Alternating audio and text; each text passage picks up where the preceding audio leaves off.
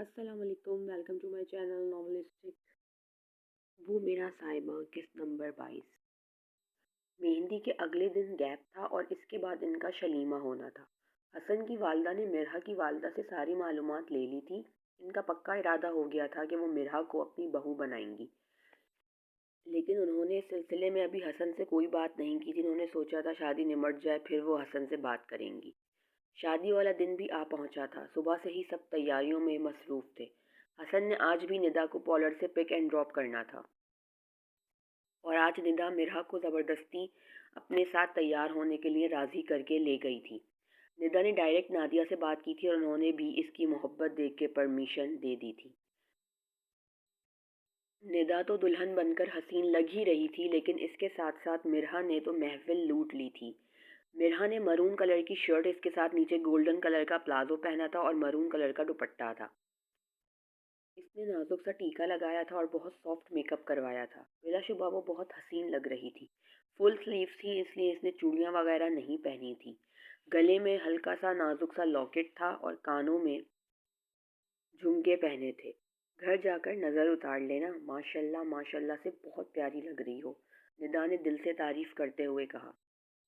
आप भी कुछ कम नहीं लग रही हैं, आज तो शनावर भाई के होश उड़ जाएंगे, मिरहा ने भी निदा को छेड़ते हुए कहा था। इसकी बात सुनकर निदा शर्मा गई थी।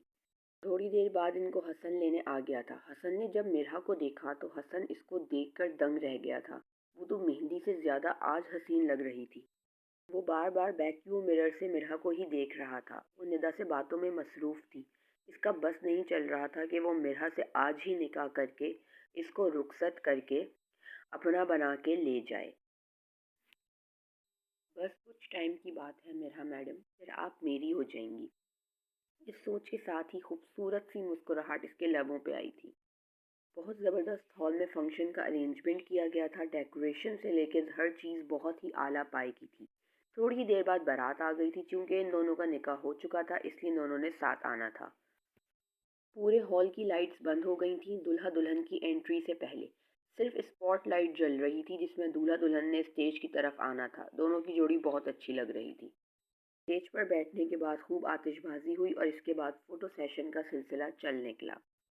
जैसे ही मिरहा और इसकी वालदा फ़ोटो खिंचवाने के लिए आईं, हसन ने मेहंदी के दिन की तरह आज भी एक बच्चे को भेजकर मिरहा की पिक्चर्स खिंचवाईं और अपने मोबाइल में सेव कर लीं। इसको दुआओं में मांगा, तू है वही रहनुमा, तेरे बिना मुश्किल है। डेक पर ये गाना चल रहा था और ये गाना हसन ने लगवाया था। आज भी हसन की वालदा काफ़ी देर तक मिरहा की वालदा के पास बैठी रहीं। वो बहाने बहाने से इनके पास भी आ रही थी और इनसे मालूमात भी ले रही थी। आखिरकार रुखसती का वक्त भी आया। सब निदा से मिलकर बहुत रो रहे थे। हसन ने भी निदा को गले लगाकर ढेर सारी दुआएं दी। मिरहा का भी रो रो कर बहुत बुरा हाल था। मिरहा भी इससे गले मिली। वो भी बहुत रो रही थी। इसकी दोस्त इससे दूर जो जा रही थी। निदा ने वैसे भी अपने शौहर के साथ कराची चले जाना था। बड़ी मुश्किल से रोने धोने का सेशन ख़त्म हुआ और निदा रुखसत होकर अपने पिया घर चली गई। अगली किस्त जल्द। अगर वीडियोस अच्छी लगें तो चैनल को लाइक करें, शेयर करें, सब्सक्राइब करें और बेल आइकन को प्रेस करना मत भूलिएगा। Thanks for watching.